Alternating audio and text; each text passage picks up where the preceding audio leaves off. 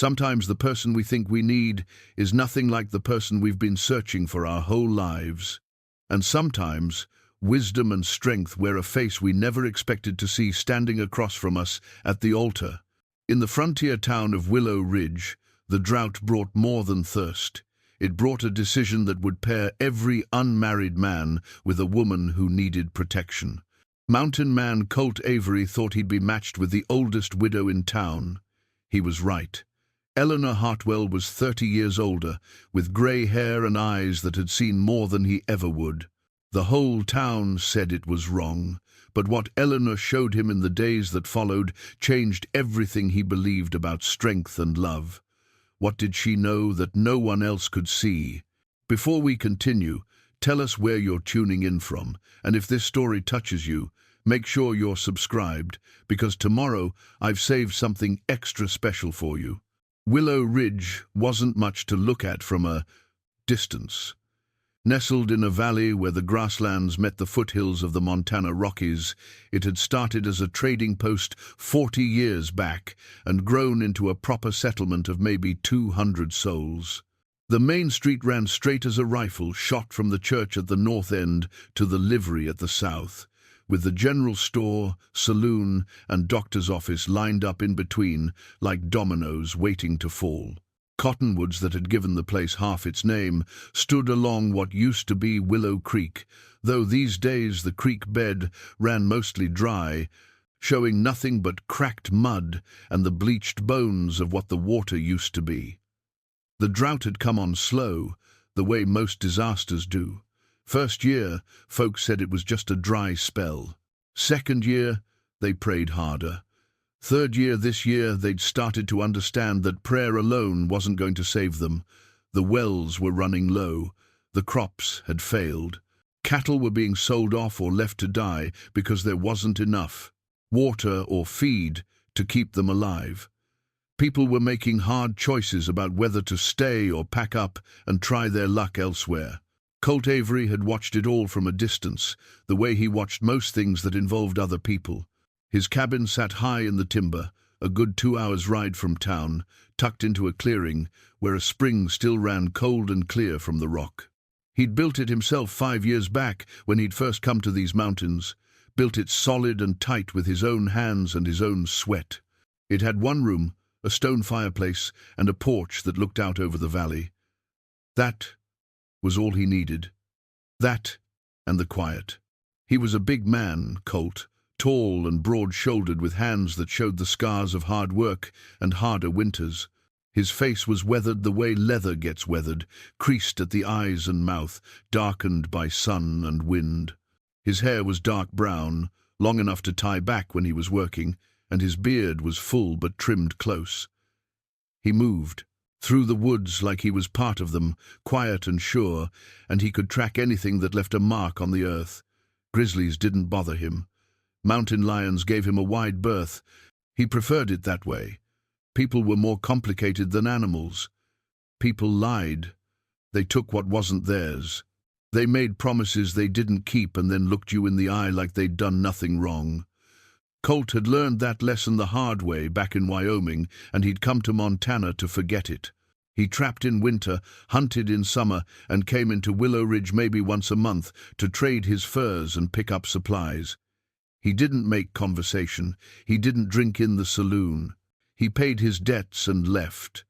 But word traveled, even to a cabin in the high timber. Word about the drought, about families leaving, about the council meeting where they'd decided to do something about the unmarried folks who were struggling alone. Colt had ignored the first 2 summons.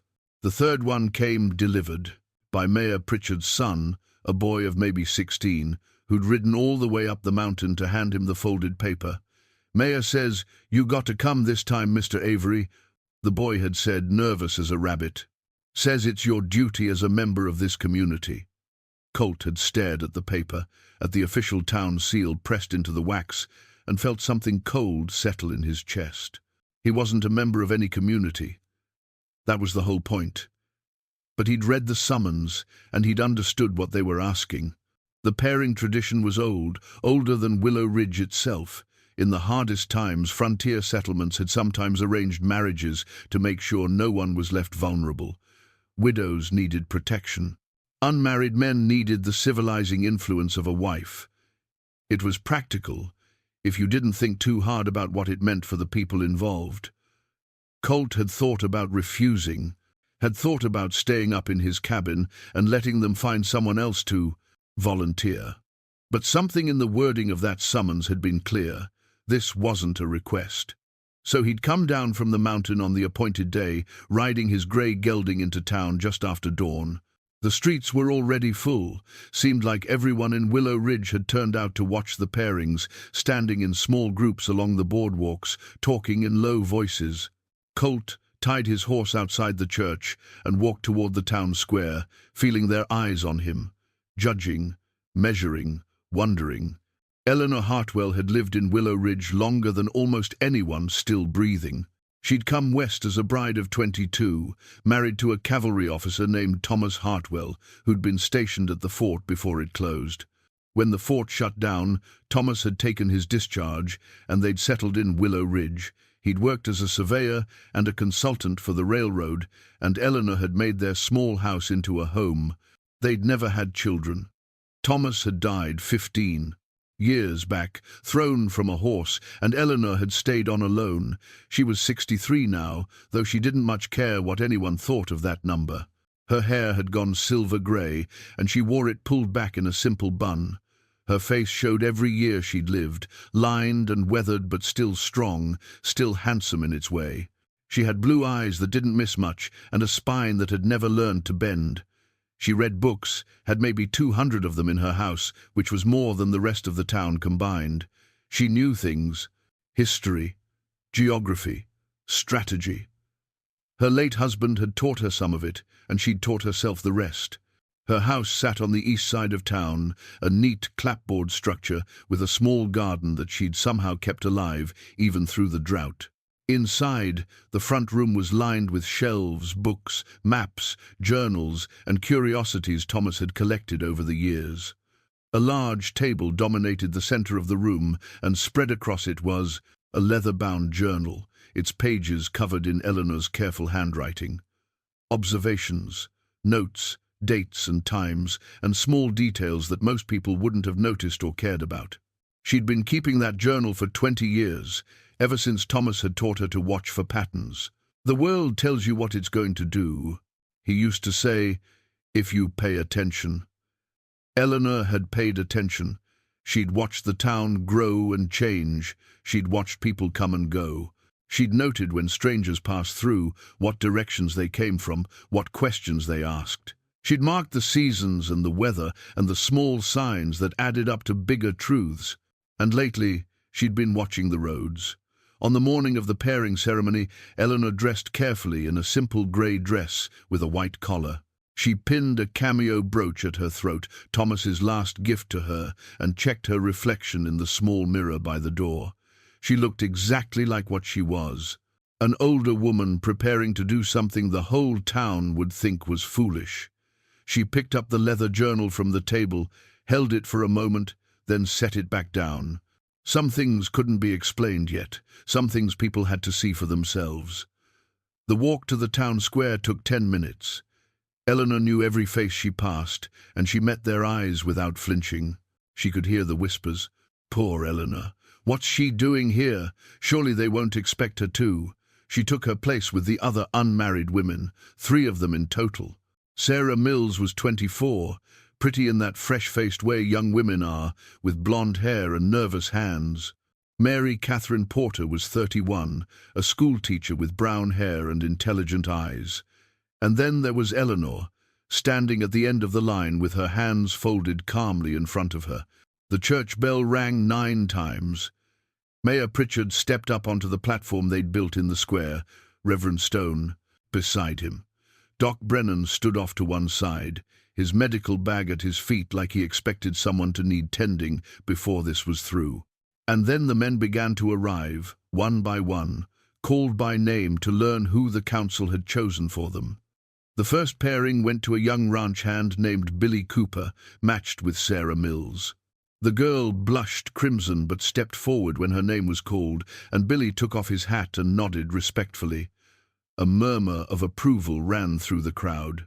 That was how it was supposed to go, young people paired together, starting fresh. The second pairing went to Tom Henderson, a widower of 45 with 3 children. He was matched with Mary Catherine Porter, the schoolteacher. That made sense too. Mary Catherine already knew his children from school, and Tom needed help raising them. Practical, sensible. The crowd nodded their satisfaction. Then Mayor Pritchard cleared his throat and looked down at his paper, and something in the expression changed. He glanced toward Reverend Stone, who gave a small nod of encouragement. "Colt Avery," the mayor called out. Colt stepped forward from where he'd been standing at the back of the crowd, his boots heavy on the packed dirt. Conversations died as he walked toward the platform. He could feel every eye on him, measuring his height, his build, the way he moved. Mountain man, loner, outsider. He'd heard all the names they had for him. He stopped at the base of the platform and looked up at Mayor Pritchard, waiting. The mayor hesitated, just for a moment. Then he said, "Eleanor Hartwell." The silence that followed was absolute. Colt felt like he'd been kicked by a mule. He turned slowly to look at the line of women, certain he'd misheard. But Eleanor was already stepping forward, her face calm, her eyes meeting his without a trace of doubt or embarrassment. Then the crowd found its voice. "That can't be right," someone called out. "He's young enough to be her." "Son," a woman said, loud enough for everyone to hear. "Mayor, this is ridiculous," said James Burton, one of the ranch owners. "Colt's a strong man in his prime. He deserves a woman who can give him children, build a proper family." More voices joined in, a wave of protest and disbelief. Colt stood frozen, his mind trying to catch up with what was happening. Eleanor Hartwell, the oldest widow in town, 30 years older than him if she was a day. This had to be some kind of mistake. But Eleanor had reached the platform now, and she was looking at him with those sharp blue eyes, and there was something in her expression that wasn't embarrassment or apology. It was certainty. "Folks, please." Mayor Pritchard raised his hands for quiet. "The council has given this considerable thought." "Then the council's lost its mind," Burton interrupted. "No disrespect to Mrs. Hartwell, but this isn't right. The whole point of the pairing tradition is to build families, to strengthen the community. What kind of family can they build?" Reverend Stone stepped forward then, his voice carrying the weight of moral authority. "The pairing tradition is about more than children, James. It's about making sure no one in this community is left vulnerable. Mrs. Hartwell lives alone. Mr. Avery lives alone. Both have skills and resources that could benefit each other. But he could be matched with someone his own age," Sarah Mill's mother spoke up. "Someone who could be a proper wife to him." Colt found his voice finally. It came out rougher than he intended. "I want to hear the council's reasoning." Mayor Pritchard looked relieved to address him directly. "Mr. Avery, you're a man who knows the high country better than anyone in this territory. You're capable, independent, and by all accounts honorable in your dealings. Mrs. Hartwell is a woman of considerable intelligence and resourcefulness. She owns her home and land outright. She has knowledge and connections in this town that go back decades. The council believes this would be a partnership of mutual benefit." "Partnership," Colt repeated. The word felt strange in his mouth. "Not a marriage."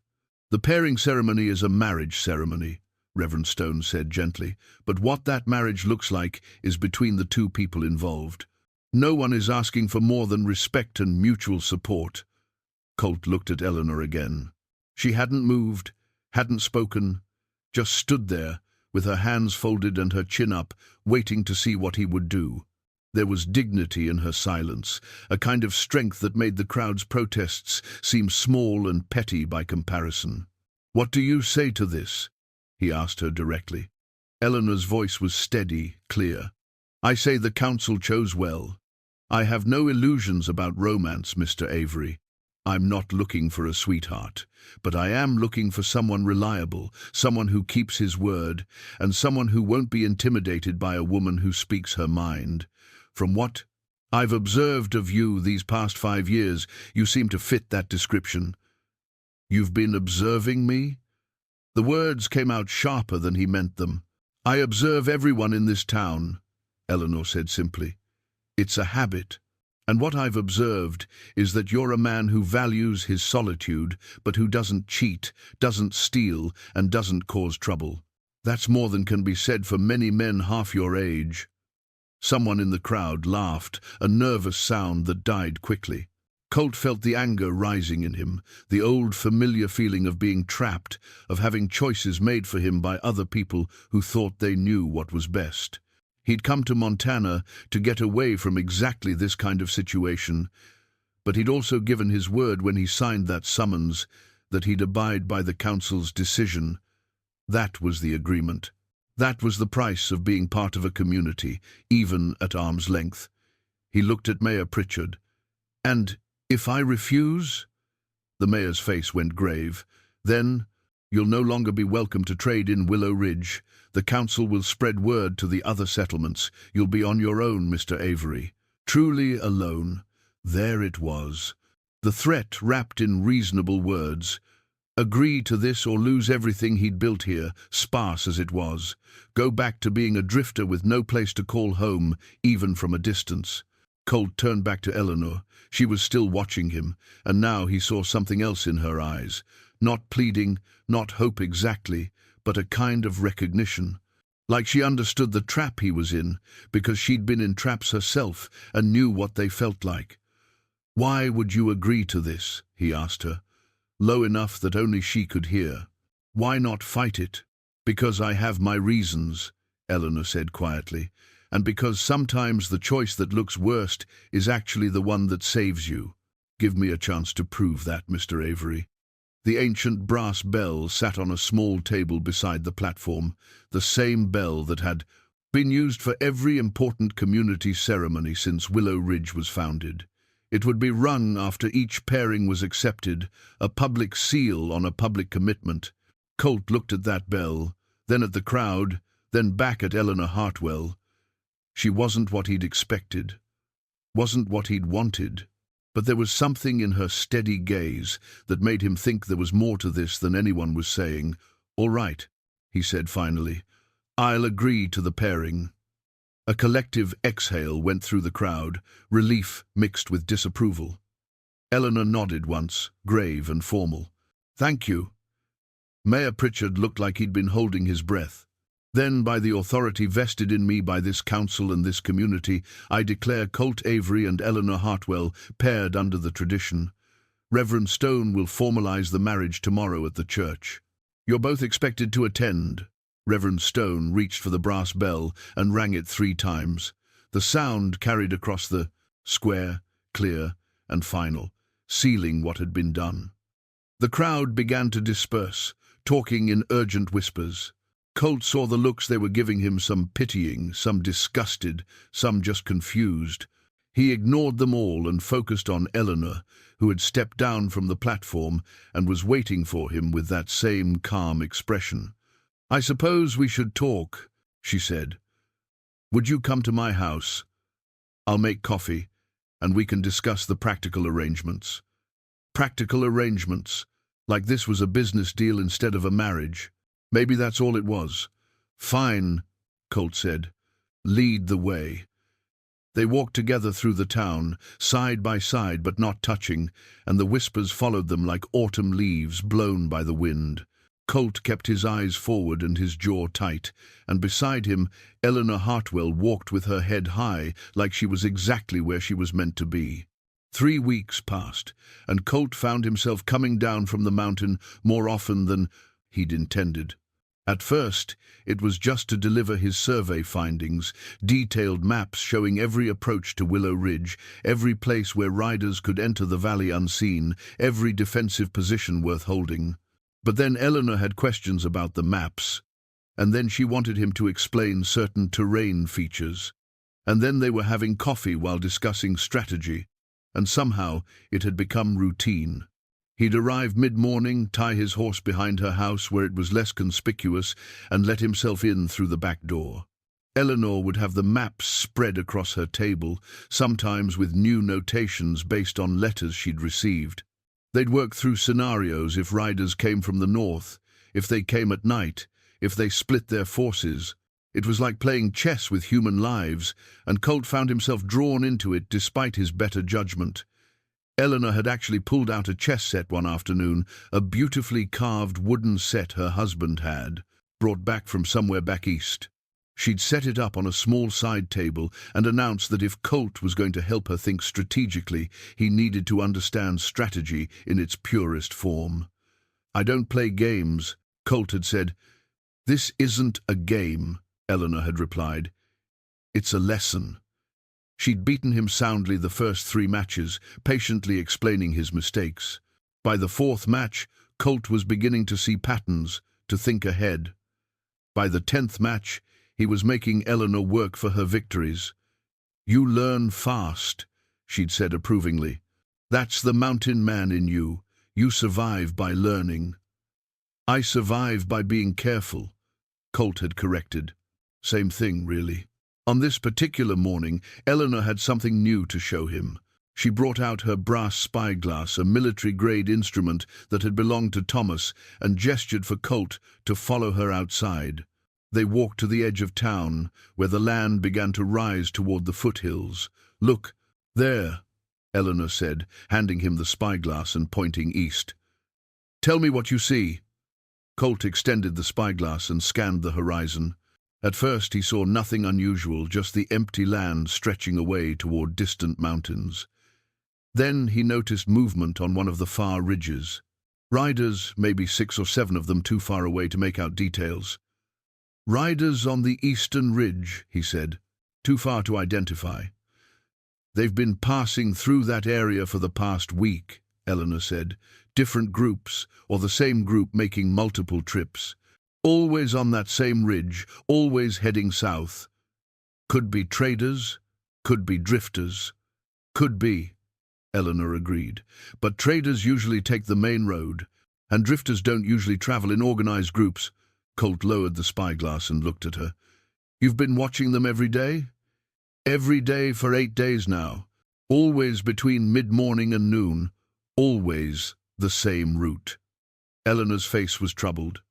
"Thomas taught me to watch for patterns. Random movement is usually harmless. Organized movement with a pattern that's something else." Colt raised the spyglass again, studying the riders more carefully. They were moving with purpose, not the lazy pace of travelers, and they stayed below the ridgeline, where they'd be harder to spot from the valley. "They're scouting," he said quietly. "That's what I think too." They walked back to Eleanor's house in silence. Inside, Colt poured himself coffee without asking and sat at the table, his mind working through implications. "If they're scouting, that means they're planning something," he said. "But why take so long? Why make multiple passes?" "Because they're being thorough," Eleanor said. "They're counting our numbers, watching our routines, looking for weaknesses. That's what smart raiders do. They gather information first." Colt thought about the men he'd known in Wyoming, the ones who'd betrayed him. They'd been thorough too, patient, waiting for the right moment to strike. The memory made his jaw tighten. "We need to tell the council," he said. "I've tried. They think I'm being overly cautious." Eleanor sat down across from him. "Mayor Pritchard is a good man, but he's spent his whole life in settlements where nothing worse than a bar fight breaks out. He can't imagine the kind of threat I'm describing." "Then we make him imagine it." "How?" Colt leaned forward. "You've been teaching me strategy with that chess set. Time to use some of that strategy on the council. We don't tell them we think raiders are coming. We tell them the drought makes us vulnerable, that other settlements have had problems, that basic preparations just make sense. We frame it as being careful, not paranoid."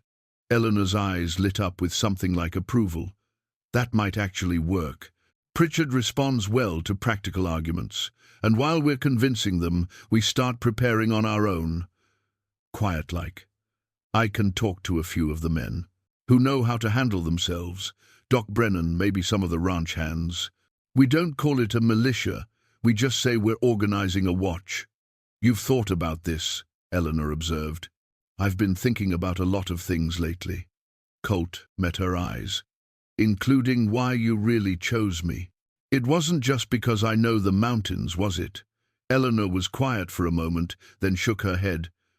No. It was also because I did some asking around about you. About why you came to Montana, what you were running from. I heard about Wyoming. Colt's hand tightened around his coffee cup. What did you hear? That you were part of a trading company. That your partners betrayed you, stole everything you'd worked for, and left you for dead when you confronted them. That you survived and came here to start over. Eleanor's voice was gentle. I heard you know what it's like when someone you trust turns out to be a threat. That's ancient history. No, Eleanor said. That's experience. The kind of experience that makes a man careful and observant and unwilling to be caught off guard again. The kind of experience we need right now. Colt stood and walked to the window, looking out at the quiet street. Willow Ridge going about its business, unaware that someone might be watching, planning, waiting. I didn't come here to be a hero, he said. I'm not asking you to be a hero, Eleanor replied. I'm asking you to help me protect people who can't protect themselves. There's a difference. Before Colt could respond, the door opened, and Sarah Mills stepped inside, her face flushed with exertion. Mrs. Hartwell, Mrs. Avery, she caught herself. I'm sorry to interrupt, but I needed to say something. Eleanor stood, concerned. What is it, Sarah? The young woman glanced at Colt, then back to Eleanor. I wanted to apologize. My mother and we said some unkind things about your marriage, about the pairing. I've been watching you both these past weeks, and I see now that we were wrong. You fit together in a way I didn't understand before. I just wanted to say, I'm sorry. Eleanor crossed the room and took Sarah's hands. There's nothing to apologize for, dear. People see what they expect to see. It takes time to see what's really there. After Sarah left, Colt turned to Eleanor. People are noticing us. Let them notice, Eleanor said. Let them see that this arrangement works. Because when the time comes and we need them to listen, to take action, they need to believe we know what we're doing. Colt picked up the spyglass from where Eleanor had left it. I'll keep watching those riders, and I'll start talking to the men I trust. And I'll work on the council, Eleanor said. Together, we might just pull this off. Together. The word hung in the air between them, meaning something different now than it had 3 weeks ago. They were becoming partners in truth, not just in name. And somewhere in the process, Colt was beginning to forget why he'd been so resistant to the idea in the first place. The drought grew worse as summer deepened. The creek bed that had been dry was now cracked earth. Wells that had been low were running dry. People were making hard choices about livestock, about whether to stay or go. But amidst the worry about water, Eleanor and Colt were quietly preparing for a different kind of drought, the drought of safety. Mayor Pritchard had eventually agreed to a town meeting about general preparedness, as Eleanor had carefully framed it. She'd presented her case calmly, citing examples from other settlements that had faced troubles during hard times. She'd avoided the word raid and instead talked about unexpected challenges and being responsible stewards of our community. The council had approved a watch rotation, 4 men each night to patrol the town's perimeter. It wasn't much, but it was a start, and it meant Colt could talk to the men doing the watching, could train them in what to look for, how to signal if something was wrong. On this evening, Colt was up at his cabin, the first time he'd spent a full night there in over a week. Eleanor had suggested he go, had said he needed time in his own space. But sitting on his porch watching the sunset, Colt found himself restless in a way he hadn't been before. The cabin felt empty. Not just empty of people, it had always been that, but empty of purpose. He'd built this place to be alone, to be safe, to be away from the complications of human connection. But now those complications had names and faces. They had Eleanor's sharp mind and steady hands. They had Doc Brennan's quiet support. They even had Sarah Mills's shy apology and the gradual shift in how the town looked at him. He was becoming part of something, and he wasn't sure how he felt about that. A sound made him turn, hoofbeats coming up the trail. His hand went automatically to the rifle beside his chair, then relaxed when he recognized the rider. Eleanor, sitting her horse with the confidence of someone who'd been riding since childhood, a pack strapped behind her saddle. "Thought you might be hungry," she called as she dismounted, "and I had something to show you." Colt stood, surprised. "You rode all the way up here?" "It's not that far. And the moon's bright enough." Eleanor tied her horse and pulled a cloth-wrapped bundle from her pack. "Besides, I wanted to see where you live." They went inside, and Colt lit the lamps while Eleanor unwrapped cold chicken and biscuits. The cabin's single room felt smaller with her in it, but not in a bad way. She moved around the space with curiosity, looking at the few possessions he kept, the furs hanging from the rafters, the simple table and chair he'd built himself. "It suits you," she said finally, honest and unadorned. "It's just a cabin. It's more than that. It's a choice." Eleanor set the food on the table. The choice to live simply, to need very farm, little from the world. "I respect that." They ate in companionable silence, and then Eleanor pulled out a compass from her pack. Not just any compass, this one was heavy brass with engraving on the case, military grade and clearly old. "This was Thomas's," she said, holding it out to Colt. "He carried it through 2 campaigns and more skirmishes than he could count. I want you to have it." Colt stared at the compass but didn't take it. "Eleanor, I can't." "Yes, you can, and you should." Her voice was firm. "I've been carrying this for 15 years, keeping it like a relic. But relics are meant to be buried with the past. Tools are meant to be used. Thomas would want it used." Slowly, Colt reached out and took the compass. It was heavy in his palm, substantial. The kind of thing a man carried when his life might depend on knowing which direction he was heading. "Why?" he asked quietly. "Because I trust you," Eleanor said simply. "And because I need you to know that I trust what we're preparing for, if it comes. If I'm right, I need to know you'll be where you need to be, doing what needs to be done. This compass will help you do that." Colt opened the compass, watching the needle settle to north. In the lamplight he could see the engraving inside the lid. "True North, True Heart, M.H." "His wife gave it to him," Eleanor explained. "His first wife, before me. She died of fever before I ever met him. He said it reminded him that there's always a true direction, even when everything else is uncertain." "You're giving me a lot of trust," Colt said. "You've earned it." Eleanor stood and walked to the window, looking out at the moonlit forest. "These past weeks, working with you, I've seen how your mind works. You think like Thomas did, seeing 3 moves ahead, understanding that the best defense is planning before you need it. And more than that," she turned back to face him, "I've seen that you care. You pretend you don't, but you do. You care about this town, about the people in it. Otherwise you would have left by now." Colt couldn't deny it. Somewhere in the chess games and the strategy sessions and the quiet evenings in Eleanor's house, Willow Ridge had stopped being a place he traded at and started being a place that mattered. "I care because you made me care," he said. "You and your maps and your watching and your certainty that something's wrong. You pulled me in.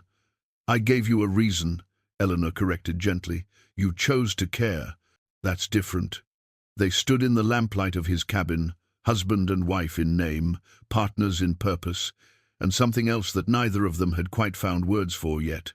Eleanor had ridden 2 hours in the dark to bring him a compass and to make sure he knew he wasn't alone anymore. And Colt, who'd spent 5 years choosing solitude, found he didn't mind her presence in his space. "Stay," he said suddenly. It's too late to ride back. You can take the bed. I'll sleep out here." Eleanor smiled, the first real smile he'd seen from her. "I accept, but I'll take the floor. This is your space, Colt. I'm just visiting." "You're my wife," he said, the words feeling less strange than they should have.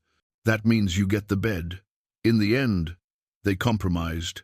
Eleanor took the bed, and Colt made a pallet by the fireplace. As he lay there, listening to her breathing slow into sleep, he realized something had shifted between them. They were no longer two people trapped in an arrangement. They were two people choosing, day by day, to be partners in something larger than themselves.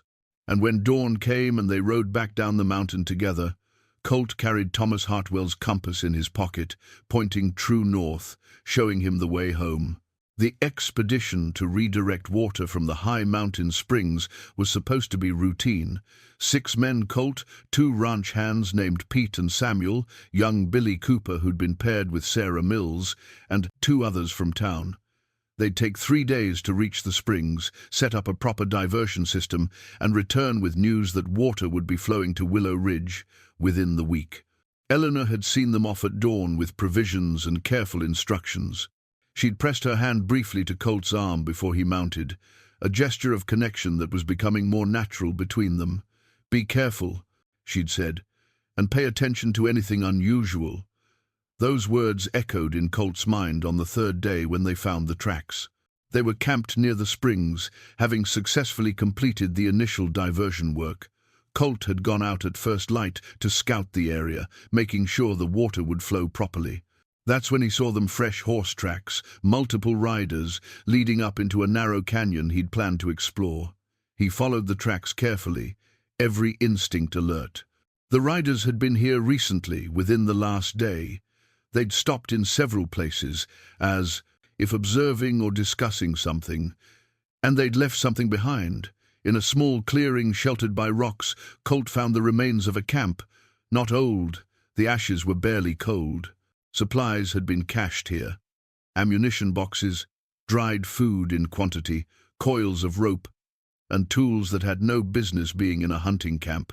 These were the supplies of men planning to stay in an area for a while, or planning some operation that required significant resources. And then he found the medallion. It was lying near the fire pit, probably dropped by accident.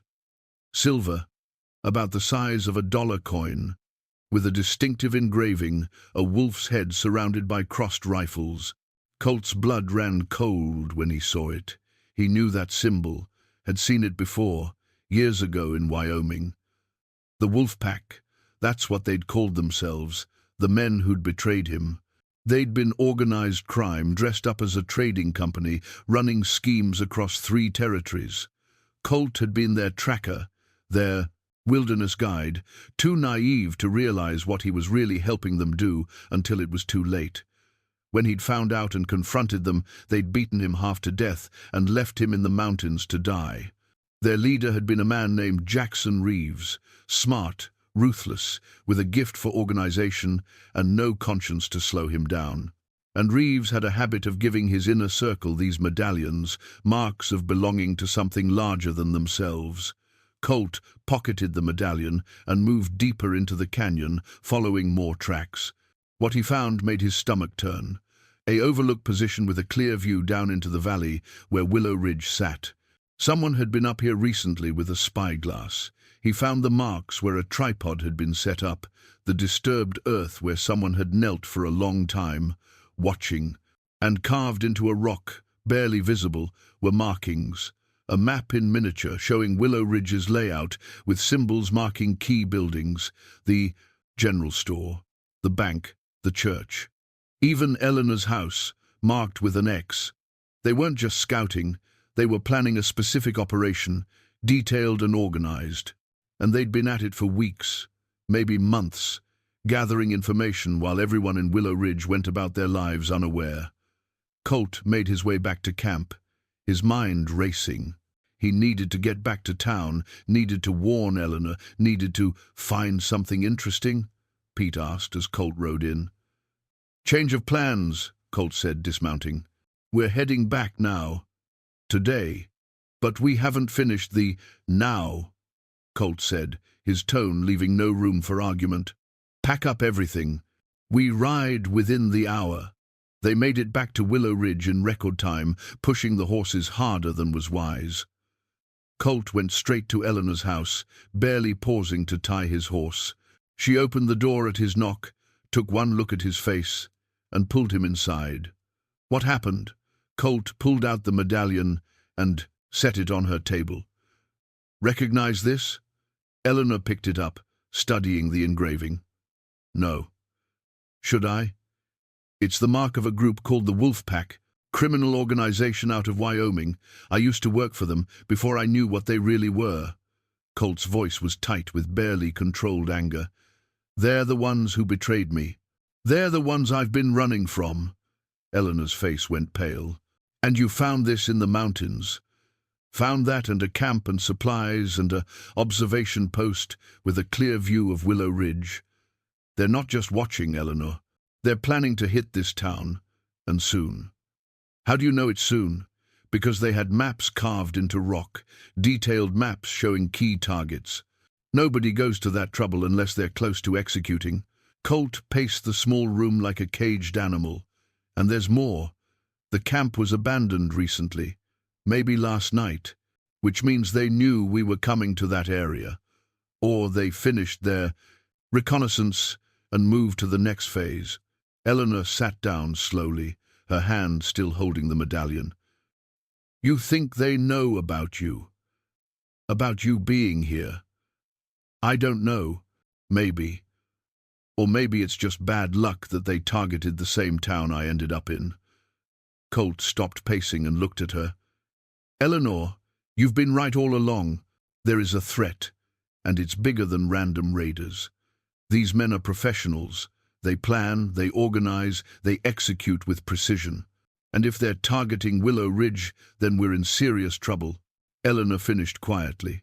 She stood and went to her shelves, pulling down the leather journal. She flipped through pages of careful observations, dates and times and patterns. I've been tracking increased activity for months. Multiple sightings of riders, always organized, always on similar routes. I thought they were scouting various settlements. But what if they were scouting this one repeatedly from different angles? That's exactly what they were doing. Colt felt something cold and heavy settle in his chest, and I'm guessing the timing with the drought isn't coincidence. They wait until a settlement is stressed, vulnerable, less able to defend itself. Then they strike. We need to tell the council. We need to do more than that. Colt pulled out his own rough map, spreading it on the table beside Eleanor's journal. We need to prepare for war. Because that's what's coming. Eleanor looked at him with those sharp blue eyes, and he saw the fear there. But he also saw determination. How long do we have? Days. Maybe a week. They'll want to strike before we finish the water diversion. While we're still weakened. Colt tapped the map. They've been patient, but patience has limits. Once they saw us working on the springs, they'd know their window is closing. Then we use that, Eleanor said, her strategic mind already working. They think they know our situation. They think we're weak, unprepared, focused on survival. We let them keep thinking that while we prepare. Can you recognize any of these men if you see them? I can recognize their leader, Jackson Reeves. He'll be directing the operation. Colt's jaw tightened. I owe him a debt from Wyoming. Would be fitting to settle it here. This isn't about revenge, Eleanor said firmly. This is about protecting 300 people who have no idea what's coming. I know that. Colt met her eyes. But it can be about both. Eleanor nodded slowly, then reached out and took his hand. It was the most intimate gesture they'd shared, her smaller hand gripping his larger one, and the contact sent something warm through his chest. We're going to need help, she said. More than just you and me and Doc Brennan. We need the whole town on board, and we need them to believe us. They'll believe this, Colt said, gesturing to the medallion, because I'll tell them my story. All of it. Why I came to Montana, what I was running, from, and why that's about to land on their doorstep. They deserve to know the truth. That will be hard for you, Eleanor said quietly. Yeah.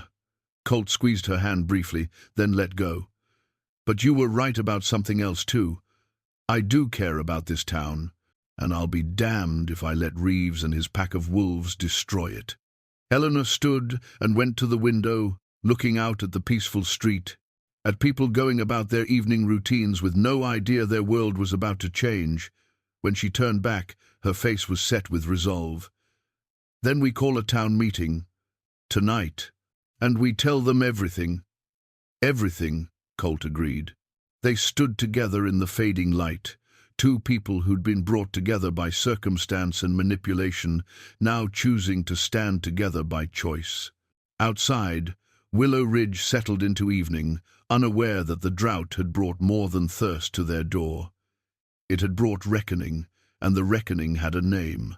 The wolf pack was coming. But this time, they'd find someone waiting who knew their tricks, who'd learned from betrayal, and who had finally found something worth fighting for. The church was packed that night, every pew filled, and people standing along the walls. Word had spread fast, emergency town meeting, everyone required to attend. Mayor Pritchard stood at the front, looking worried. Reverend Stone beside him, offering moral support. Doc Brennan sat in the front row, his face grave. And Eleanor and Colt stood together on the small platform, facing a sea of curious and concerned faces. Colt had never spoken to a crowd this size before, had never wanted to. But Eleanor had been right. The town deserved the truth, and it needed to come from him. Most of you don't know me well, he began, his voice rough but carrying. I've kept to myself these 5 years, and that was by choice. But tonight, I need to tell you why I came to Montana and why that matters to all of you now. He told them about Wyoming, about the trading company that had been his livelihood, about discovering they were criminals, about confronting them, about being beaten and left for dead. He told them about Jackson Reeves and the wolf pack, about how they operated, organized, patient, brutal. I came here to escape that, Colt said. Thought I'd left it behind. But 3 days ago, up in the mountains, I found evidence that they're here. They've been watching Willow Ridge for months. They're planning to raid us, and they're planning it soon. He set the silver medallion on the pulpit where everyone could see it. Then he unrolled the maps he'd made, showing the observation post, the cached supplies, the carved map of their town. The room erupted in questions, in disbelief, in fear. Mayor Pritchard had to call for order 3 times before the noise died down enough for Eleanor to speak. Colt has told you about the threat, she said, her voice calm and authoritative. Now I'm going to tell you what we can do about it. Some of you know I've been concerned about our security for months. I've brought these concerns to the council, and they've been gracious enough to humor me with basic preparations. But we need more than that now. We need to organize, we need to train, and we need to do it quickly. James Burton stood, his face red. You're asking us to believe that a criminal gang has been watching us for months and we never noticed? That seems impossible, Eleanor interrupted. It's not. It's exactly what professional criminals do. They observe, they learn routines, they identify weaknesses, and we've been making it easy for them by being predictable and undefended. So what do you propose? This, from Mary Catherine, the schoolteacher. We can't fight professional criminals. We don't have to fight them in the traditional sense, Eleanor said. She moved to a larger map of Willow Ridge that she'd prepared. We have advantages they don't expect. We know this terrain. We know every building, every alley, every hiding place. And we have something they don't. We're protecting our homes. That makes us dangerous in ways they won't anticipate. Colt stepped forward again. Mrs. Hartwell and I have been working on a defense plan. It's not perfect, but it's better than being caught unprepared. We need volunteers for watches, for designated positions, for specific roles when, if they come. When, Eleanor corrected firmly. Not if. Based on everything we know, they will come. The only question is whether we're ready.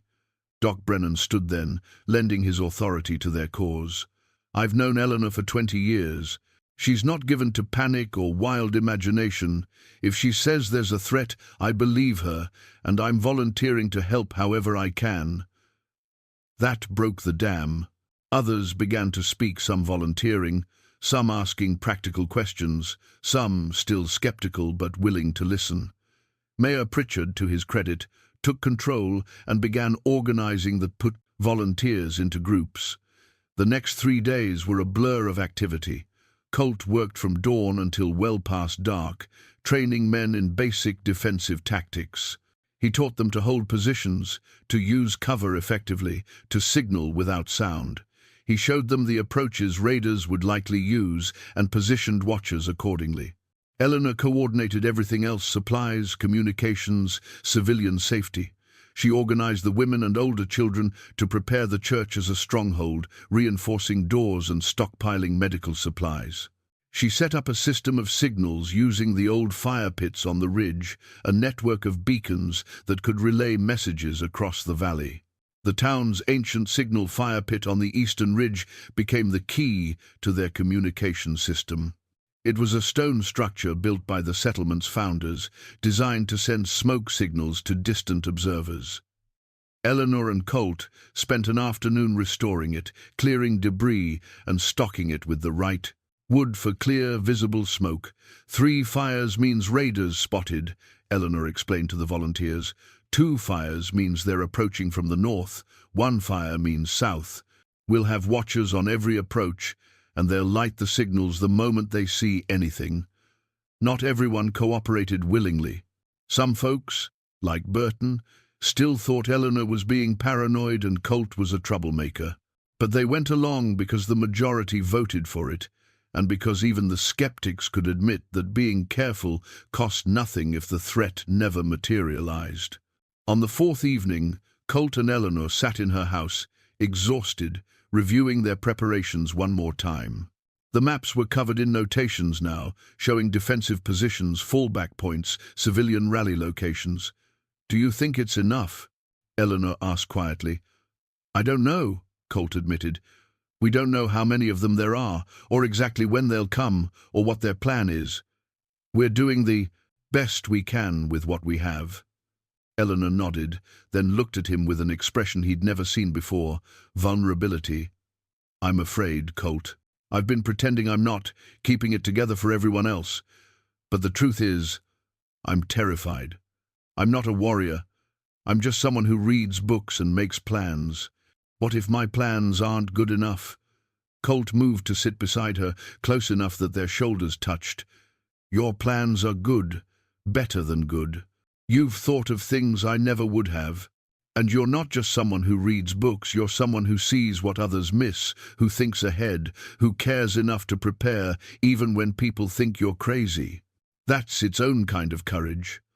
"I didn't expect this," Eleanor said softly. "When I arranged for us to be paired, I thought it would be a practical arrangement. I'd get your mountain skills, you'd get a place in the community. But it's become more than that, hasn't it?" "Yeah," Colt said. "It has." They sat, in silence for a moment, and then Eleanor reached for his hand. This time when she took it, he didn't let go. They sat there as the light faded, 2 people who'd found each other in the most unlikely circumstances, facing something neither of them was sure they could survive. "Whatever happens," Eleanor said, "I want you to know I'm glad it was you. I'm glad the council paired us. I'm glad I got to know you." "I'm glad too," Colt said, and meant it more than he'd meant anything in years. A knock at the door broke the moment. Billy Cooper stood on the porch, out of breath from running. "They're here," he gasped. "Pete saw riders coming down the North Canyon. Maybe a dozen of them." He lit the signal fires. Colt was on his feet instantly, his hand going to his rifle. "How long ago?" 10 minutes. They were moving slow, like they're being cautious. Eleanor stood, her face suddenly calm despite the fear Colt knew she must be feeling. She pulled a silver whistle from a play. Draw another item that had belonged to Thomas, designed for giving clear signals across distances. Sound the alarm, she told Billy. Church bell, 3 rings, everyone to their positions. As Billy ran off, Colt and Eleanor looked at each other one last time. This is it, she said. This is it. Colt agreed. He checked his rifle, then his pistol, then the knife at his belt. Everything he'd need for what was coming. You stay at the central position, coordinate from there like we planned. Don't try to be a hero. I could say the same to you, Eleanor replied. She reached up and touched his face briefly, a gesture of connection and farewell. Come back to me, Colt Avery. I'll do my best, he said. The church bell began to ring, 3 clear peals that echoed across the valley. All over Willow Ridge, people were moving to their assigned positions. The plan they'd drilled for days was being put into action. Families were gathering at the stronghold, armed men were taking their defensive positions. And on the eastern ridge, the signal fires blazed bright in the gathering dusk. Colt headed for the high position. He'd chosen a spot above the general store, with clear sightlines down the main street. Eleanor went to her central command post in the church basement, where she could coordinate using the whistle and runners. As Colt climbed into position, he could see the riders in the distance now, coming down from the hills. More than a dozen, maybe 20. They rode in formation, organized and confident, expecting to find a drought-weakened settlement ripe for plunder. What they would find instead was a town ready to fight. Not because of cavalry or law enforcement, but because one woman had paid attention to patterns and one man had learned from betrayal. The riders drew closer. Colt checked his rifle one more time and settled into wait. Somewhere below, he heard Eleanor's whistle, 3 sharp blasts, signaling that all positions were manned. The drought had brought many things to Willow Ridge: hardship, hunger, fear. But it had also brought preparation. And sometimes, preparation was the only thing standing between survival and destruction. The lead rider came into clear view, and even at this distance, Colt recognized the way he sat his horse, the way he gestured to his men. Jackson Reeves had come to Willow Ridge expecting an easy target. He was about to learn how wrong he was. The raiders approached at dusk, that in-between time when light fails, but darkness hasn't quite taken hold. 23 men on horseback, armed and organized, moving with the confidence of those who'd done this before. They came down the main road in formation, making no attempt at stealth. Why would they? They expected nothing but frightened townspeople and easy pickings. Jackson Reeves rode at the front, and Colt felt his jaw tighten at the sight of him. 5 years hadn't changed, the man much still lean and hard, still carrying himself. Like someone who'd never met a situation he couldn't control. He wore 2 pistols and had a rifle across his saddle, and when he raised his hand to signal his men to stop at the edge of town, they obeyed instantly.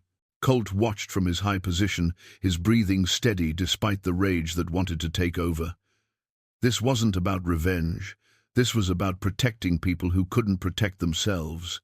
He repeated it like a mantra, keeping his anger in check. Reeves surveyed the town for a long moment, then called out in a voice meant to carry, "Folks of Willow Ridge, I know you can hear me. My name's not important, but my intentions are. We're here for supplies, food, water, money, whatever you've got. You hand it over peaceful-like, and we ride out with no one getting hurt. You make this difficult, and well, we'll take what we want anyway, but there'll be consequences. You've got 5 minutes to decide." "Silence," answered him. The street remained empty. No doors opened. No faces appeared in windows. The town looked abandoned, which clearly wasn't what Reeves expected. He gestured to 2 of his men, who dismounted and moved cautiously toward the general store. That's when Eleanor's whistle pierced the air, one long blast, the signal Colt had been waiting for. The first part of their trap sprung immediately. The 2 men approaching the store found the door barred from inside. As they tried to force it, Pete and Samuel rose from positions behind water barrels and called out a warning. The raiders spun, hands going to their weapons, and for a moment the whole situation balanced on a knife's edge. Then Reeves laughed. "Figured you might have some fight in you. Good. Makes it more interesting." He raised his voice again. "Whoever's organizing this little defense, you might want to count numbers. We've got 20 men, all of them professionals. How many do you have? 10? 15? And how many of those have ever been in a real fight? From the church? Basement?" Eleanor's voice rang out, amplified by speaking through a metal tube she'd rigged to project sound. "We have enough, and we have something you don't. We know this town, and we're fighting for our homes. You're just here for profit. That makes a difference." Colt felt a surge of pride at her steady voice, her refusal to be intimidated. Reeves heard it too, and his smile faded slightly. "That's a woman," one of his men said. "They've got a woman running their defense. Smart woman, sounds like." Reeves replied, "Ma'am, I appreciate the spirit, but let's be realistic. We can do this the hard way if that's what you want.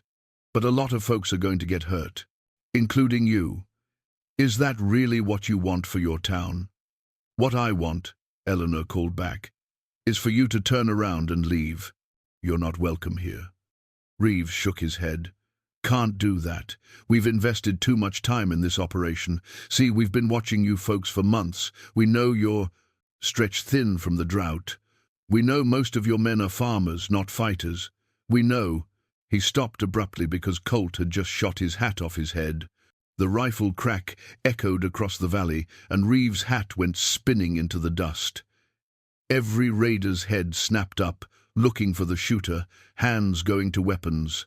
But Colt had already shifted position, moving along the roofline to a different spot. "Next one's not a warning," Colt called out, his voice carrying but his position hidden. "And whoever's running this outfit should know I recognize that silver medallion. I know who you are, Reeves, and I know how you operate. So does everyone in this town now. You're not surprising anyone tonight." For the first time, Reeves looked genuinely surprised. "That voice," he said slowly. "Avery, is that you? Well, I'll be damned. Thought we'd left you dead in Wyoming." "You thought wrong," Colt said, "and you made a mistake coming here. This isn't some unprepared settlement you can roll over. We've been getting ready for you.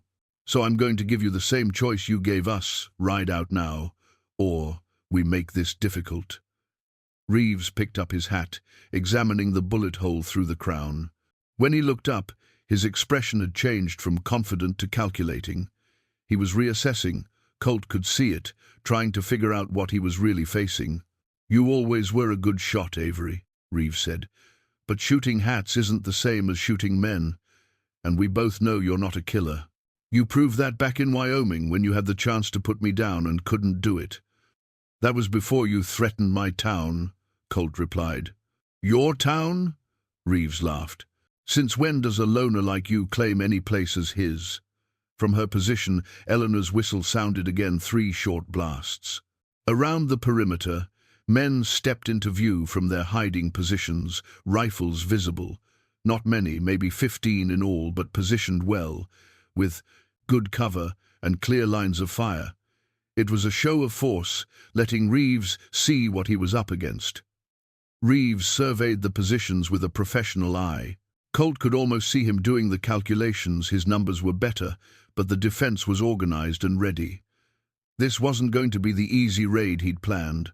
"All right," Reeves said finally. "You want to do this the hard way? We can do that. But understand something, once this starts, there's no stopping it until one side or the other is finished." "You sure that's what you want?" Eleanor's voice rang out one more time. "We're sure. Leave now or face the consequences." Reeves smiled, and it was the smile of a man who'd made his decision. "So be it." He raised his hand and signaled his men forward. The raiders split into 3 groups, a tactical decision that showed Reeves' experience.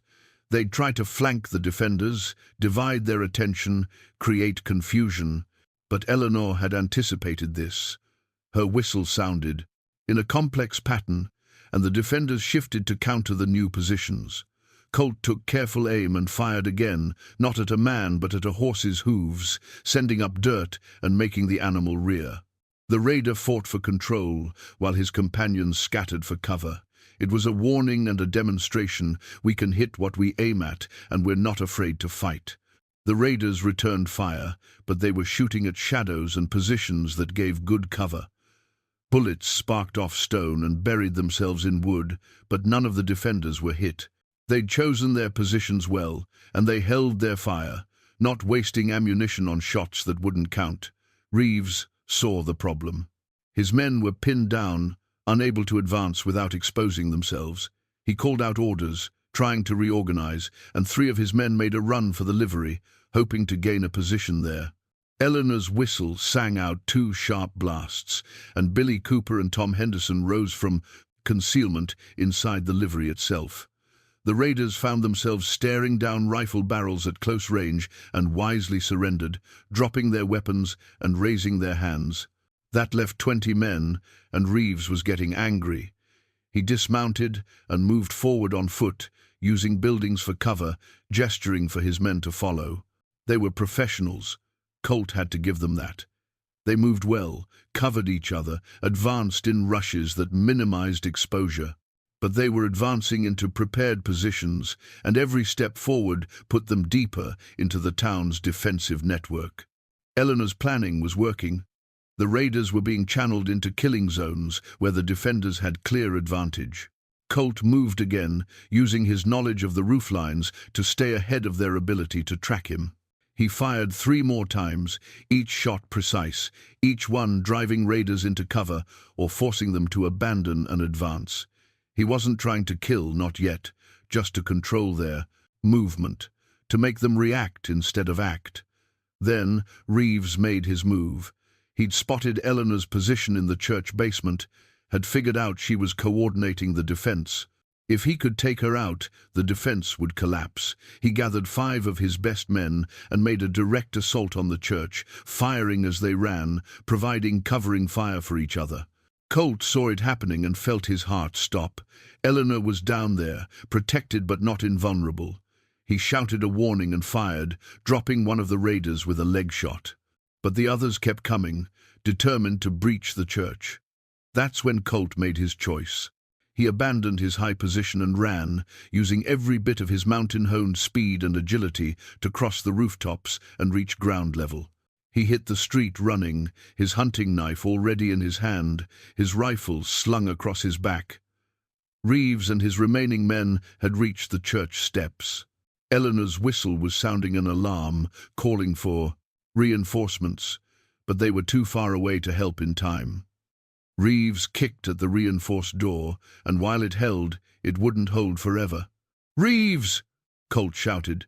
The man spun, and his eyes widened when he saw Colt charging toward him. For just a moment, something like recognition flashed across his face, not just of who Colt was, but of what this meant. "You couldn't shoot me from up there," Reeves said, raising his pistol. "Too much history between us. You're not a killer, Avery." "You're right," Colt said, still coming. "I'm not. But I am someone who protects what matters." Reeves fired twice. The first shot went wide. The second caught Colt in the shoulder, spinning him but not stopping him. Pain exploded through his arm, but he'd been hurt before, had learned to push through it. He closed the distance before Reeves could fire again. They collided on the church steps, Reeves trying to bring his gun up for another shot, Colt using his weight and momentum to drive them, both to the ground. The pistol went flying, and then it was just 2 men fighting, brutal and close. Reeves was good, had military training and years of hard living behind him. He got his own knife out and slashed at Colt, opening a cut across his ribs. But Colt had learned to fight in the mountains against animals that didn't follow rules. He used his elbow like a club, his knee like a hammer, his whole body as a weapon. The knife came up between them, both men gripping it, and for a long moment they were locked together, straining, neither able to gain advantage. Reeves' face was inches from Colt's, twisted with effort and rage. "Should have died in Wyoming," Reeves gasped. "Should have." Colt agreed, "but I didn't." And that's your mistake. He shifted his weight suddenly, using Reeves' own force against him, and the knife slipped free of the other man's grip. Colt drove it down and to the side, not into Reeves' body, but into his gun hand, pinning it to the wooden step beneath them. Reeves screamed. Colt used the moment to grab Reeves's collar with his good hand and slam the man's head against the step once, twice, until he went limp. The door behind them opened. Eleanor stood there, her face pale but composed, a pistol in her hands that she clearly hadn't had to use. "You're bleeding," she said. "I'm alive," Colt replied, getting to his feet with difficulty. His shoulder was on fire, his ribs burning, but he could stand. That was enough. Around them, the fight was ending. With Reeves down, his men were surrendering or fleeing. The few who tried to escape found the pass routes blocked by more townspeople, Doc Brennan among them, who'd circled around during the fight. It was over. They'd won. And Colt, looking at Eleanor standing in the doorway, realized he was still holding the hunting knife, the one that had ended the confrontation but hadn't taken a life. "I'm not that man anymore," he said quietly, more to himself than to her. Eleanor understood anyway. She stepped forward and took his good arm. "No," she agreed, "you're not. You're better." 5 days after the raid, Willow Ridge held a gathering in the town square. Not a formal ceremony, just people coming together to acknowledge what had happened and what it meant. The captured raiders had been turned over to the territorial marshal, who'd arrived 2 days late, but impressed by what he found. Reeves himself was headed for trial in Helena, his hand bandaged and his confidence shattered. Colt stood on Eleanor's porch, his shoulder wrapped in bandages that Doc Brennan changed twice daily. The wound was healing clean, and the cut on his ribs was already scabbing over. He'd been lucky a few inches different, and either injury could have been fatal. Eleanor emerged from the house, carrying 2 cups of coffee. She handed one to Colt and stood beside him, both of them watching the gathering below. "They want to thank you," she said, "both of us. Mayor Pritchard's prepared a whole speech." "I don't need speeches," Colt replied. "I know, but they need to give them. It's how people process things, how they make sense of what happened." Eleanor sipped her coffee. "Besides, there's more to it than thanks. The council wants to offer you an official position, head of town security, with a salary and everything." Colt looked at her, surprised. "They want me to stay?" "Of course they do. You saved their lives. More than that, you showed them what preparation and vigilance look like. They don't want to go back to being unprepared." Eleanor smiled slightly. "And yes, I may have suggested to Mayor Pritchard that such a position would be appropriate." "Manipulating again?" "Advocating," Eleanor corrected. "There's a difference." Colt turned back to watch the square. People were setting out tables, laying out food for a communal meal. Sarah Mills was helping Mary Catherine arrange flowers. Billy Cooper was laughing with some of the other young men who'd stood watch during the raid. Life was returning to normal, or at least to a new normal shaped by what they'd been through together. The waters flowing. Eleanor said after a moment, "Your diversion system worked. The creek's running again. Not much, but enough. People are saying it's a miracle, but we know it's just good planning and hard work." "Your planning," Colt said. "I just did what you told me to do. We both know that's not true. You saw what I couldn't see, the immediate threat, the tactics needed, the moment-by-moment decisions during the raid. I had the strategy, but you had the execution." Eleanor set down her cup and turned to face him. "We make a good team, Colt Avery. Better than I expected when I asked the council to pair us." "About that," Colt said, "I've been thinking. This marriage, it was arranged for practical purposes. You got what you needed, and so did I. If you wanted to, I mean, we could probably get it annulled or something. You don't have to stay bound to this just because of how it started." Eleanor looked at him for a long moment, and he couldn't read her expression. Then she reached out and took his hand, the gesture that had become familiar between them over the past weeks. "Is that what you want?" she asked quietly. "To end this arrangement?" Colt felt his throat tighten. "I want you to have a choice. I don't want you to feel trapped because you needed my help, and this was the only way to get it." "Colt," Eleanor said gently, "I'm 63 years old. I've lived through a lot, learned a lot, made my share of mistakes. And one thing I've learned is that the best things in life rarely start the way we expect them to. This marriage started as strategy, yes, but it's become something real. At least for me. Has it for you?" He thought about the past weeks. The chess games and the coffee and the late-night strategy sessions. The way Eleanor's mind worked, always 3 steps ahead. The way she'd stood firm when the whole town doubted her. The way she'd trusted him with her late husband's compass and his legacy. The way his cabin had felt empty when he was alone and full when she was there. "Yeah," he said, "it has." Eleanor smiled, and it transformed her face from handsome to beautiful. "Then I don't want an annulment. I want to see where this goes. We've got time. Not as much time as younger couples, maybe, but time enough. And I'd like to spend it with you, if you'll have me."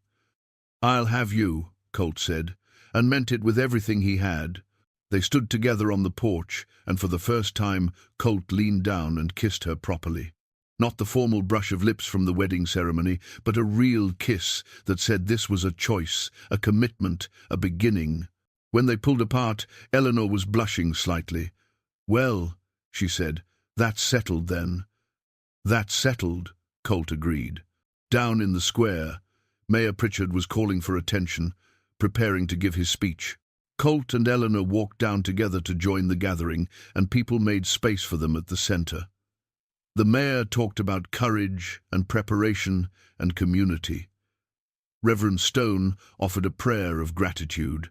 Doc Brennan told a story about Eleanor's late husband that made people laugh.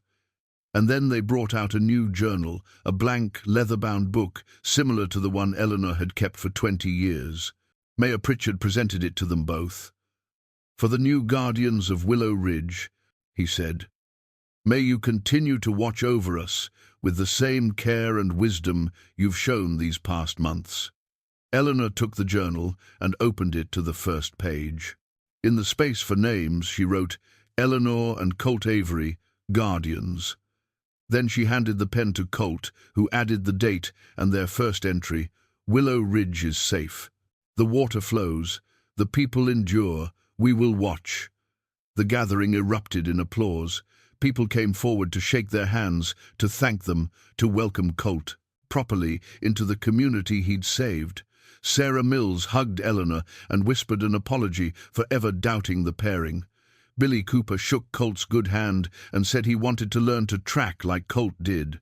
As the sun set over Willow Ridge, casting long shadows across the valley, Colt stood with Eleanor's hand in his and realized something profound. He'd come to Montana to escape connection, to avoid the pain of betrayal and loss. But Eleanor had taught him that isolation wasn't safety, it was just another kind of death.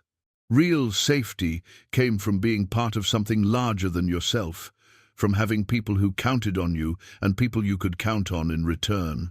From building something worth protecting and finding someone worth protecting it with. The drought had brought hardship to Willow Ridge. But it had also brought Colt and Eleanor together, and in that unlikely pairing, both of them had found something neither had been looking for but both had needed. They'd found home. And as they walked back to Eleanor's house, their house now, in truth, Colt carried the new journal under his arm and felt the weight of the compass in his pocket, pointing true north. Some marriages start with love and build toward partnership. Theirs had started with partnership and built toward love. And Colt was learning that sometimes the second way around worked just as well if you were patient enough to let it happen. Eleanor squeezed his hand as they reached the porch. "What are you thinking about?" "About how you were right," Colt said. "I needed this. Needed a reason to stay. You gave me that. We gave each other that," Eleanor corrected. "And now we've got time to figure out what comes next." They went inside together, closing the door on the cooling evening, and somewhere on the eastern ridge, the signal fires burned low and peaceful. Watchers stood their posts, not out of fear but out of care, and in the valley below, Willow Ridge settled into its evening. Routines, forever changed by the drought that had brought darkness to their door, but also brought the light of two people who'd learned to watch for threats and prepare for them. The story that the town would tell for generations wasn't just about the raid or the defense or the mountain man who'd saved them. It was about the unlikely marriage that had seemed so wrong to everyone and turned out to be so right. About the older woman whose wisdom had seen what others missed, and the younger man who'd learned that strength wasn't just about surviving alone, it was about choosing to protect something worth having. It was about how sometimes the person you need isn't the person you expected, and about how love, real love, can grow in the most unlikely soil if you give it time and care and the courage to try. That was the story Willow Ridge would tell. And in the years that followed, as Colt and Eleanor grew old together watching over their town, they would tell it themselves, adding chapters to the journal they'd started, recording not just threats but hopes, not just defenses but dreams. Sometimes the person we think we need is nothing like the person we've been searching for our whole lives. And sometimes wisdom and strength wear a face we never expected to see standing across from us at the altar. Eleanor and Colt had learned that truth together, and in learning it, they'd found something more precious than safety or solitude or even survival. They'd found each other.